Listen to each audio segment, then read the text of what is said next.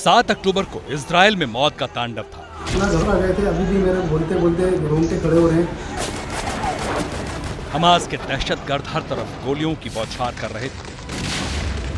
तो धमाका इतना जोरदार था कि हम लेटे थे, हमारा पलंग हिल गया, दो कांच जो विंडो पेन्स होती वो हिल गई।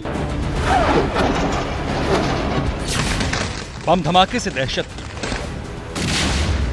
हमारे पूरे होटल के आसपास बहुत ही तहलका मचा हुआ था।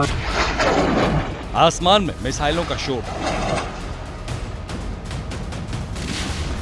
Woke up in a hotel room in Tel Aviv with bomb sounds around me.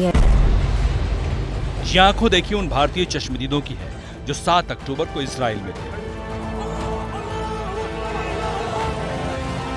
Sharad Sharma और चेतन राणा 7 अक्टूबर को इजराइल के शहर अश्कलोन में थे, वो शहर जो गाजा पट्टी से महज 6 किलोमीटर दूर है। हमास के आतंकियों के निशाने पर सबसे पहले यही शहर आया।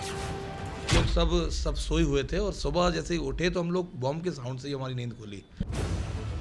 6 अक्टूबर की रात तक अश्कलोन में सब कुछ ठीक था, लेकिन 7 अक्टूबर की सुबह शहर में अफरा तफरी। बम धमाकों की गूंज थी और शहर मिसाइल अटैक के निशाने पर था।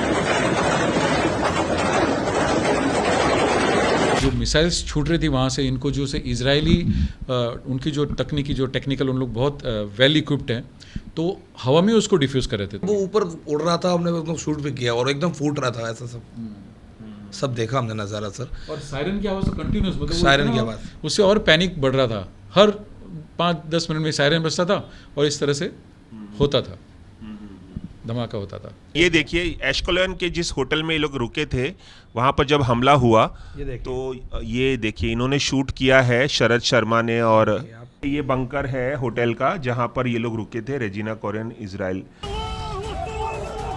हमास के इस अटैक से अश्कलोन शहर जंग का मैदान बन गया था। हर तरफ बमबारी और मिसाइल अटैक हो रहा था। सड़कों पर हमास के आतंकी दरिंदगी का खेल खेल रहे थे। ऐसे हालात में होटल स्टाफ ने लोगों को बचाने के लिए बेसमेंट में शिफ्ट किया।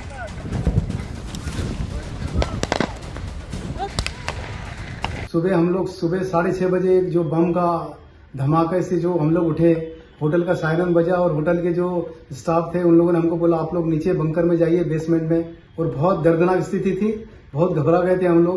मैं वॉशरूम गया था और जैसे ही मैं वॉशरूम होकर आया और लेटा ही था कि मैंने सडनली सायरन की आवाज़ सुनी। और सायरन के थोड़ी मिनटों, मतलब 1-2 मिनट के बाद धमाका सुनाई दिया। और धमाका इतना ज़ोरदार था कि हम लेटे थे, हमारा पलंग हिल गया, दो कांच जो विंडो पेन्स होती वो हिल गई। पर हमने वो उसको देखा, बतौर देखा, और हम लोग सब डर के बंकर में चले गए।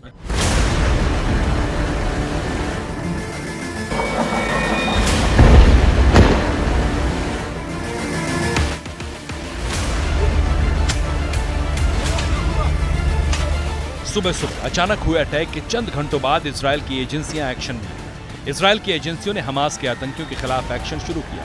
इस एक्शन के बीच शहर में मौजूद हर शख्स डरा हुआ था। जो विदेशी फंसे थे वो किसी भी सूरत में शहर से निकलना चाहते थे।